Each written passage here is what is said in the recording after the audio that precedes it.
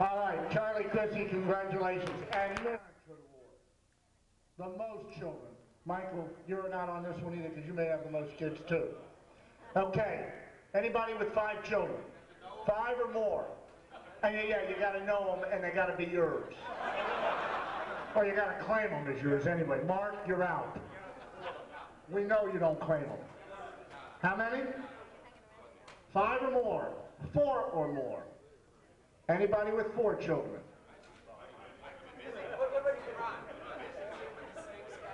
No, doesn't matter. But how many spouses? We got the spouse award coming up soon. And we will find you as the weakest link. Wait a minute. How many? 4. Uh-oh. We got 2. Come on up. No? We got enough to do 2. Anybody else with 4 kids?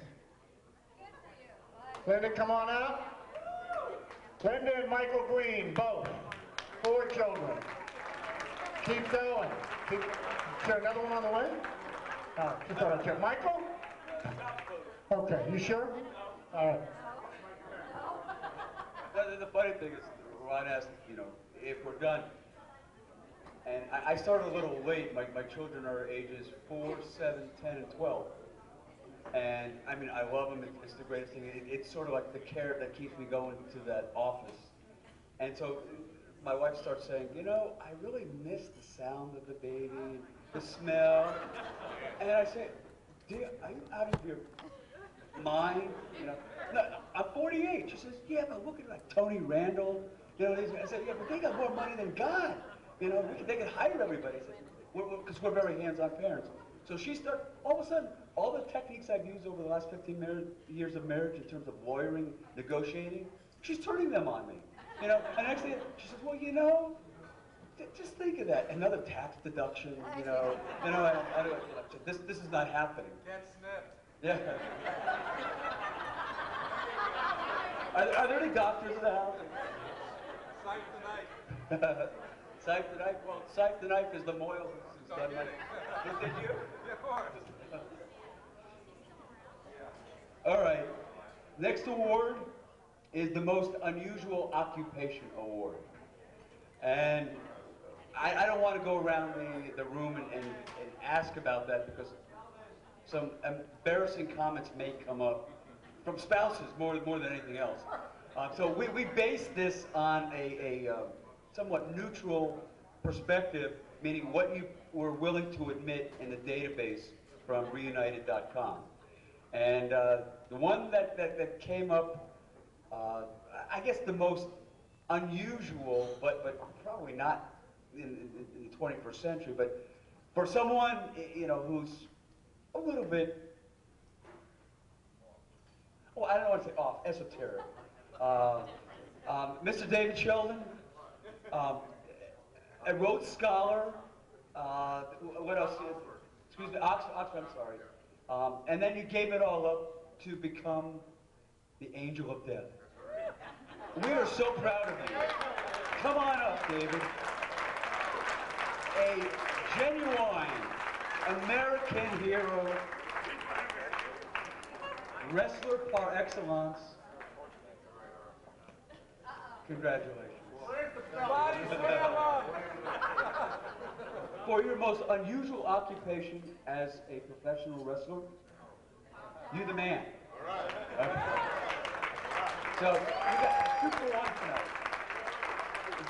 Did we give you white or red before? No, but was it white or red wine? Doesn't matter? Okay, good. Mr. Sheldon. Somebody was asking me the other day, relax. Somebody was asking me the other day, actually it was yesterday, that's how long ago my brain cells are going. Do we have anybody famous in our class? And I didn't know if that meant infamous or famous, because some of us have gotten some more unusual press. Some of us have gotten great press, but are incarcerated. So I don't think that really counts for famous. Ron is in the papers. He's one of the most amazing, probably lobbyists in the state of Florida, probably the southeastern part of the country. But And a credit to not only our school, but our state. But I got to tell you something, David. Professional wrestler, international figure, you're the man.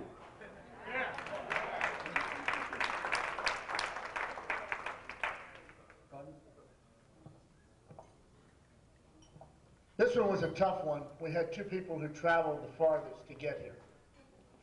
But it became a no-brainer when we put the yardstick to the mat. Jeannie Jarvis, where are you? Egypt. Egypt is your home. Sorry, Mr. Utley, you lost. Twice. Puerto Rico, Costa Rica wasn't quite far enough. Jeannie, let's hear it. Long way. Oh, really? Hello. And thank you for taking the time to get on that airplane and get all the way here just to be with your friends. Thank you.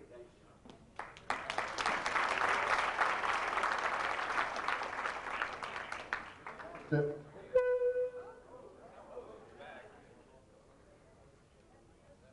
Okay, the next one is the highest ranking military or law enforcement. Okay, I don't know how many military people we've got here, but I know we've got a bunch of law enforcement people here. So, Mr. Young, we're going to sort of lead it to you to give us guidance. Who's the highest ranking law enforcement guy here? You? Rick Waldy's a chief. He's a chief? He is a chief. Yeah, that's okay. That's law enforcement too. Mr. Waldy is a chief. Mr. Young, anybody else? Anybody else in the military? Retired military? Who's pointing? Retired military? Retired military counts too. What's the rank? When I retired, I was a lieutenant. Lieutenant versus chief. I'm taking the chief. Come on, Chief Waldy. Let's hear it from Mr. Waldy. Oh, whoa, uh-oh. Who am I missing? Rank?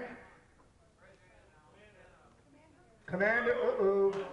Well, I'm not taking it away from the chiefs. I'm taking the chief and the commander. Let's go. Let's hear it from the chief and the commander. Send another commander up. All right, let's hear it from the chief, the commander, and the commander. All right.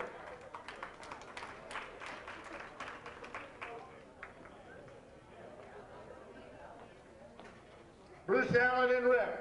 Let's give them a round of applause. Yeah.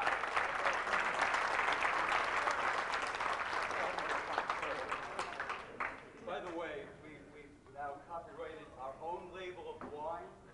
Pioneer Award, class of 71. Well,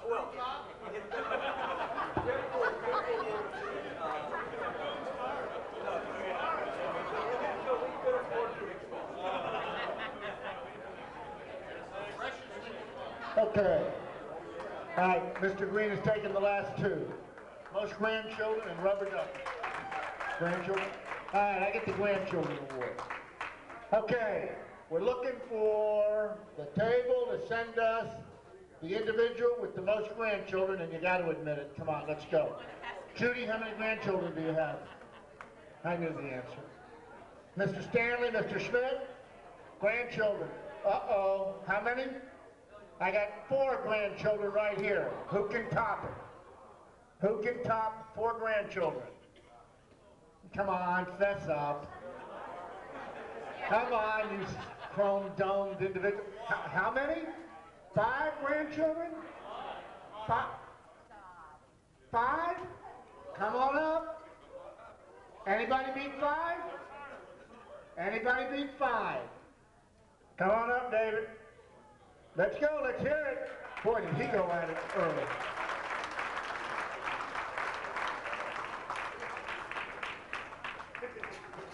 And I got one more.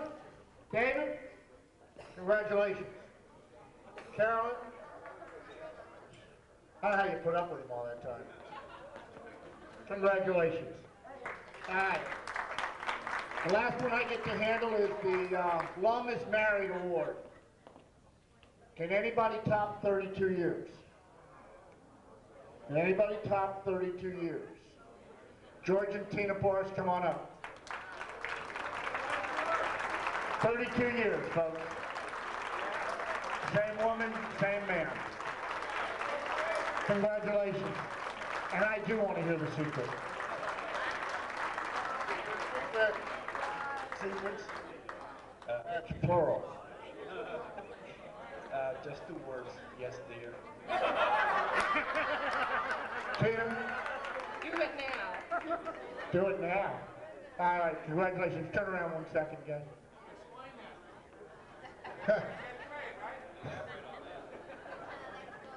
They want elaboration, George and Tina. Michael? There's an impromptu award I'd like to make and propose, and I guess as president I get to do stuff like this. I want to do an honorary class of 71 award for somebody who's in the class of 72. No, and it's not Letty Bean because she didn't pay to come tonight. It's Jeff Mell, who has been, for the last few reunions, the man behind the whole performance. The guy who puts it together for us, who coordinates the effort, who makes sure there's enough balloons in each, little centerpiece, gathers the names, does the work. The Jeff Mells of the world are really what make this place happen. And Jeff, come on up, please. I don't know if you know, but these are the guys who coordinated all of this with Ron. And even though class of 72 was okay, I want to upgrade him somewhat and bring him into our class. I get to do this all again. That's right. Okay, this last award, what I decided to do, it's great to be king. I'm going to combine 2 awards.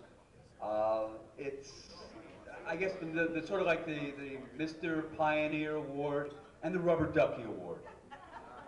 Primarily because our class was somewhat unique. Mr. Sheldon, Mr. Green, there's a bunch of us who bear witness to that. And I don't think in the history of probably America, any class voted Rubber Ducky as its class song. And I used to be kind of like, we did it, and I was, oh, this is for posterity. And 30 years later, I'm saying, that's pretty cool. That we did Rubber Ducky, not that we thought it was such a great song, although my kids sing it drives me nuts. But it made a statement about what we thought of what was going on at the time.